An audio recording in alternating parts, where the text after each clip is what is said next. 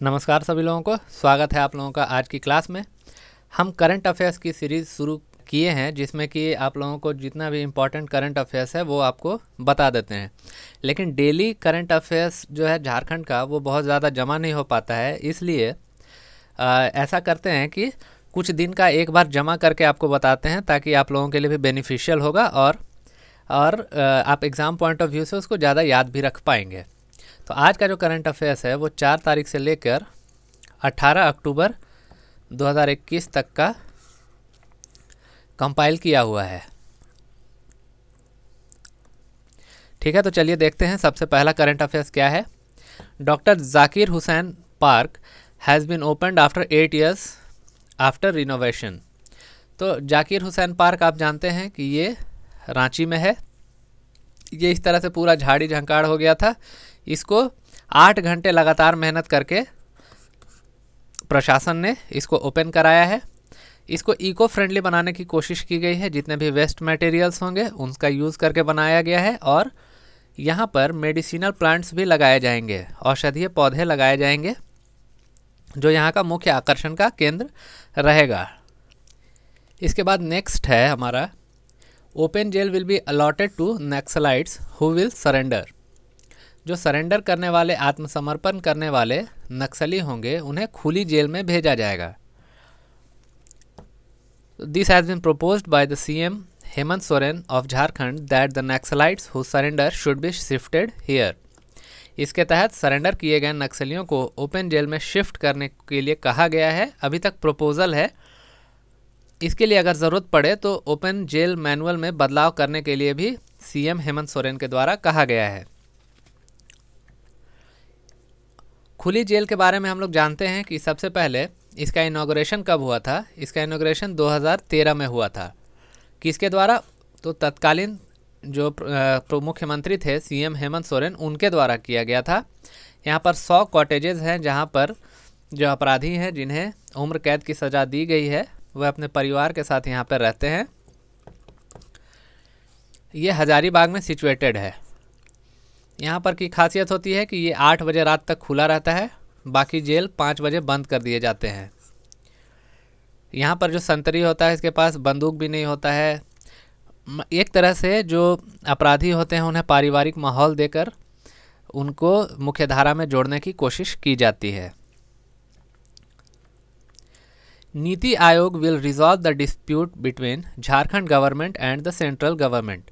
नीति आयोग केंद्र और राज्यों के बीच विवादित मुद्दों को सुलझाएगा। तो क्या क्या विवादित मुद्दे हैं जो अभी बहुत ज़्यादा न्यूज में थे? तो सबसे पहले है डीवीसी का पेंडिंग पेमेंट इशू। डीवीसी का पैसा टैक्स के पैसा से उल्टा काट लिया गया। कहने का मतलब है सेंट्रल गवर्नमेंट ने बिना झारखंड गवर्नमेंट को कॉन्फिडेंस में लिए जो इसके शेयर का पैसा था स्टेट गवर्नमेंट का, उससे डीवीसी का जो बकाया था वो काट लिया। इसको लेके काफ़ी ज़्यादा विवाद हुआ। फिर रॉयल्टी इशू है कोल माइनिंग का। यहाँ कोल माइनिंग जो होता है, कोयला निकाला जाता है, उसका रॉयल्टी इशू हमेशा ही फंसा रहता है। हमेशा जो यहाँ की जो राज्य सरकार है वो उपेक्षा का आरोप लगाती रहती है कि हम लोगों की अनदेखी की जाती है। जीएसटी का जो बकाया है, यहाँ के झारखंड सरकार मांग कर रही है कि हमारा जीएसटी का जो पैसा है वो हमें दे दिया जाए। बहुत सारे पैसे बकाया हैं। तो इस तरह के जितने भी विवादित मुद्दे हैं इनको नीति आयोग को लगाया गया है सुलझाने के लिए। नीति आयोग के बारे में जानते हैं कि जब प्लानिंग कमीशन को हटाया गया तो नीति आयोग का गठन किया गया। आप बताइएगा कमेंट बॉक्स में कि नीति आयोग को कब बनाया गया। नीति आयोग का फुल फॉर्म होता है national institution for transforming India. इसका एडमिनिस्ट्रेटिव स्केलेटल यानी कि कैसे इसका प्रशासनिक ढांचा है, इसके जो चेयरपर्सन होते हैं वो प्रधानमंत्री होते हैं, प्राइम मिनिस्टर होते हैं। वाइस चेयरमैन जो प्रधानमंत्री के द्वारा ही अपॉइंट किया जाता है और गवर्निंग काउंसिल में चीफ मिनिस्टर्स होते हैं सभी स्टेट के और लेफ्टिनेंट गवर्नर्स होते हैं यूनियन टेरिटरीज़ के। तो आपको क्या बताना है? इसके गठन की तारीख।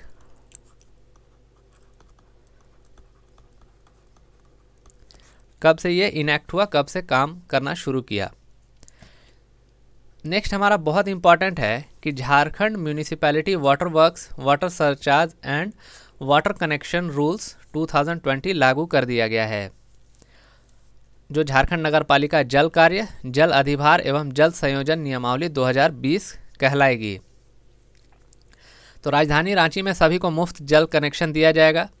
Everyone will get free water connection in the capital region. ये अभी रांची में लागू किया गया है, आप ध्यान रखिएगा।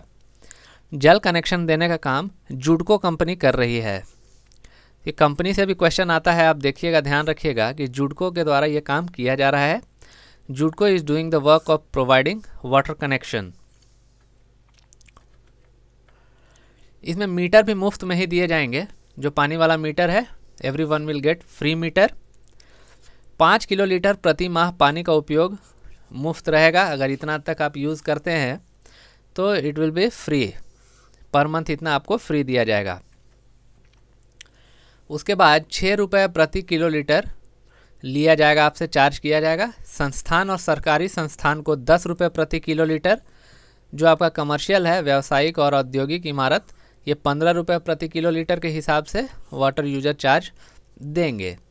6 per kiloliter institutions and government institutions will have to pay a water user charge of ₹10 per kiloliter, and owners of commercial and industrial buildings will have to pay a water user charge of ₹15 per kiloliter.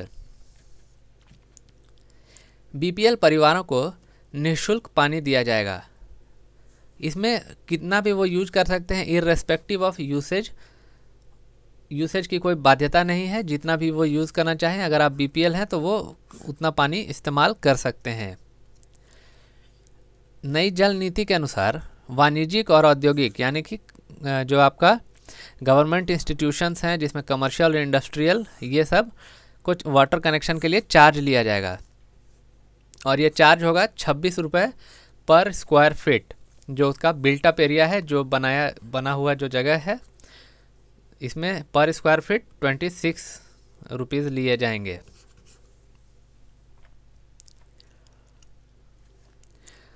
आप जानते हैं कि पानी की चोरी भी बहुत ज़्यादा होती है, और अगर चोरी करते हुए पकड़े गए तो 10,000 रुपये का जुर्माना लगाया जाएगा। Fine of 10,000 rupees will be imposed, जिसको कि 3 इंस्टॉलमेंट में जमा करने को कहा जाएगा। पहला 4,000, फिर दूसरे महीने 3,000 और फिर तीसरे महीने 3,000। टोटल आपका 10,000 रुपये आपसे फ़ाइन वसूला जाएगा। तो नया वाटर पॉलिसी लागू कर दिया गया है, आप ध्यान रखिएगा, जिसकी विशेषताएं मैंने आपको बता दी हैं। झारखंड हाईकोर्ट को 5 नए जज मिले हैं, जिसमें नवनियुक्त न्यायाधीश गौतम कुमार चौधरी, अंबुजनाथ, नवनीत कुमार और संजय प्रसाद होंगे। 5 नामों की अनुशंसा की गई थी, लेकिन 4 को ही स्वीकृति मिली है, जिनकी नियुक्ति जो आपका पैनल है उसमें से कर दिया गया है। ये न्यायिक साइड से मिला है आपको, जुडिशियल साइड से। और 1 जज का स्थानांतरण किया गया है इलाहाबाद हाई कोर्ट से, जिन्होंने अभी तक योगदान नहीं दिया था। जब मैं वीडियो बना रहा हूँ तब तक योगदान नहीं हुआ था, वो योगदान करेंगे। तो यहाँ पर 5 नए जज आ जाएंगे, जिनका नाम है जस्टिस सुभाष। इन्हें इलाहाबाद हाई कोर्ट से यहाँ पर ट्रांसफ़र किया गया है। फैक्ट चेक करते हैं हम लोग। जो झारखंड हाई कोर्ट है वो 15 नवंबर 2000 को ही रांची में अपने अस्तित्व में आ गया था, जैसे ही झारखंड अलग हुआ था। अभी सैंक्शन पोस्ट 25 है, जिसमें से ये अभी का डाटा है, जिसमें 19, क्योंकि एक ट्रांसफ़र होके आने वाले हैं जो अभी तक आए नहीं हैं, जस्टिस सुभाष। अगर वो ट्रांसफ़र होके आ जाते हैं तो ये 20 हो जाएगी इसकी संख्या। आपको इतना डिटेल याद नहीं रखना है, बस याद रखना है सैंक्शन पोस्ट 25 है, तो अभी 20 जज हैं हमारे पास।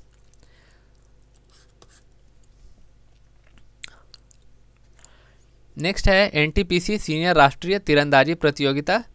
इसका उद्घाटन मैंने बताया था आपको, अर्जुन मुंडा ने किया था। अस्रिता बिरुली ने 50 मीटर के कैटेगरी में स्वर्ण पदक जीता था, और रजत पदक गोल्डी मिश्रा ने जीता था 30 मीटर के कैटेगरी में। ये मैंने आपको पिछली वीडियो में ही बता दिया था। इस वीडियो में हम और भी चीज़ देखते हैं कि जो इस प्रतियोगिता में कौन कौन सी चीज़ें निकल के एग्ज़ाम पॉइंट ऑफ व्यू से सामने आ रही हैं। तो गोल्ड में महिला कैटेगरी में दीप्ति कुमारी ने गोल्ड जीता है। पार्थ सुशांत ने, जो महाराष्ट्र के रहने वाले हैं, इन्होंने गोल्ड जीता है। और जो आपका मिक्स्ड होता है उसमें कोमोलिका बारी और जयंत तालुकदार ने जीता है।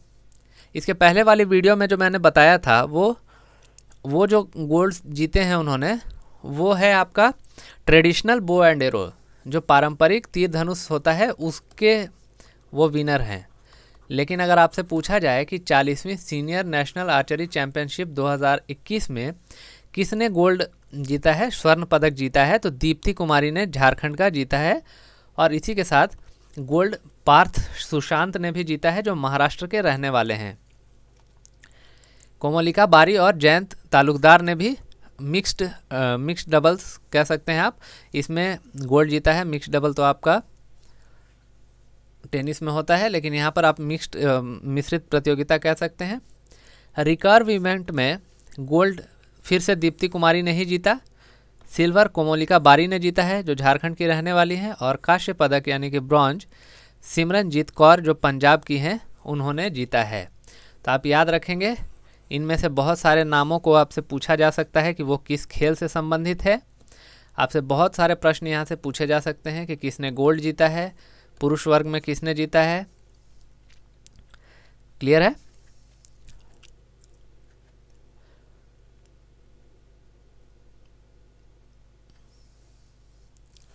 यहाँ पर कुछ नाम मैंने दिया है, जो अश्रिता बिरुली, ये सब नाम आप याद रखेंगे। ये आपसे पूछा जाएगा कि किस खेल से संबंधित हैं, तो आप यहाँ पे देख लेंगे। जैसे कि आपका गोल्डी मिश्रा झारखंड से संबंधित है।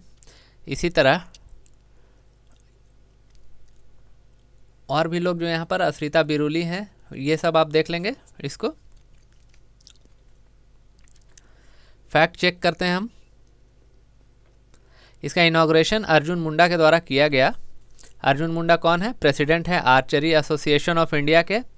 ये union minister of tribal affairs भी हैं और ये खूंटी से मेंबर ऑफ पार्लियामेंट चुने गए हैं। एशियन तीरंदाजी चैंपियनशिप यानी कि एशियन आर्चरी चैंपियनशिप में भारतीय टीम में झारखंड की अंकिता और कोमोलिका बारी ने जगह बनाई है।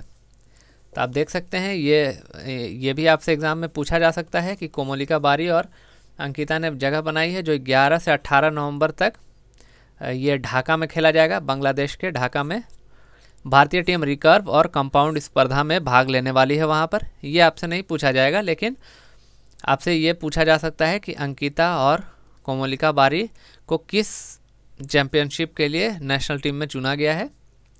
क्वेश्चन किसी भी तरह से घुमा सकता है, आप इसका पूरा डिटेल जानकारी रखिए।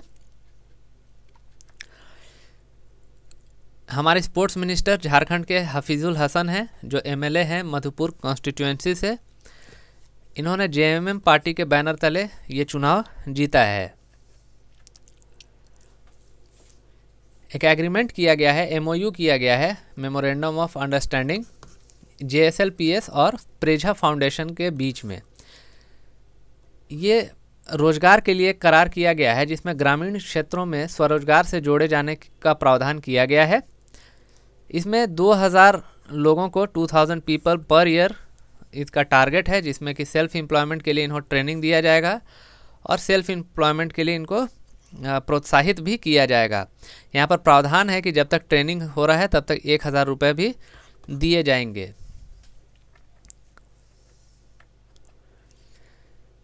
Free civil services coaching institute शुरू किया गया है।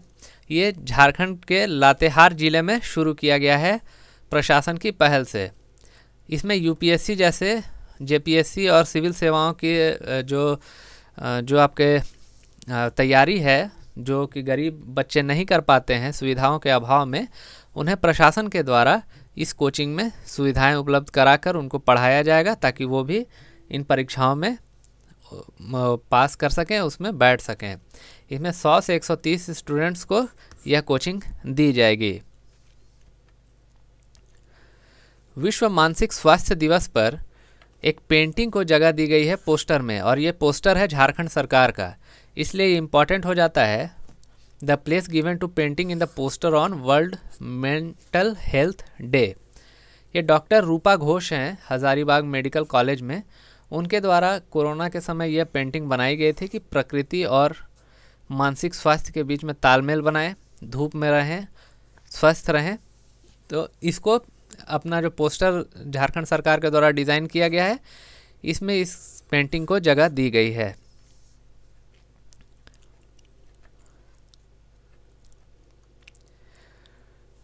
कुछ करंट अफेयर्स और हैं, वन लाइनर्स हैं जो पलामू, हजारीबाग और दुमका स्थित मेडिकल कॉलेज तथा MGM जमशेदपुर में अस्पताल निर्माण के लिए 250 करोड़ रुपए ऋण लेगी झारखंड सरकार। The Jharkhand government will take a loan of ₹250 crore for the construction of medical colleges at Palamu, Hazaribagh and Dumka and hospitals at MGM Jamshedpur. ये किया जाएगा under the central government scheme for special assistance for capital expenditure. इस scheme के तहत 250 करोड़ रुपए के loan का प्रस्ताव भेजा गया है सेंट्रल गवर्नमेंट को। अमित खरे जो झारखंड में भी कार्यरत थे, इन्हें प्रधानमंत्री का सलाहकार नियुक्त किया गया है। ये इनकी पढ़ाई हिनू में भी हुई थी, ये झारखंड से जुड़े हुए रहे और इनका नाम बहुत ज़्यादा आता है चारा घोटाले का इन्होंने पर्दाफाश किया था, जिस समय ये चाईबासा में DC थे, DC के पद में गए, वहाँ से चारा घोटाले का इन्होंने पर्दाफाश कर दिया, जिसके चलते कि लालू यादव को जेल भी जाना पड़ा है। तो अमित खरे काफ़ी महत्वपूर्ण हो जाते हैं और झारखंड में ये झारखंड कैडर के हैं और हिनू में इनकी बचपन की पढ़ाई भी हुई थी, तो इम्पोर्टेंट हो जाता है। चंपा से पूछा जा सकता है चंपा कौन है, तो चंपा एक हाथी है जिसका इलाज सलाई और गिलोय द्वारा दलमा वन्य जीव अभ्यारण्य में किया गया है। तो इस चंपा को क्या हुआ था, चंपा को आर्थराइटिस हो गया था, इसका पैर काम नहीं करता था, बहुत सारी बीमारी हो गई थी और ये बैठ गई थी, उठ ही नहीं पाती थी। आप जानते हैं कि हाथी जब बैठ जाता है तो कोई काम का रहेगा नहीं, तो इसको सिर्फ सलाई और गिलोय खिलाया गया और इनको एक जो स्पेशलिस्ट डॉक्टर हैं उनको बुलाया गया था उड़ीसा से, वही उन्होंने ही इसका इलाज किया है। तो आपसे क्वेश्चन पूछा जाएगा कि चंपा कौन है, या फिर एक ऐसा हाथी जिसका इलाज किया गया है इस तरह से, वो दलमा में है, उसका नाम क्या है। तो आप याद रखिएगा, वेरी वेरी इंपॉर्टेंट क्वेश्चन बन जाता है। So thank you for watching today's class. Keep learning and stay motivated. Thank you.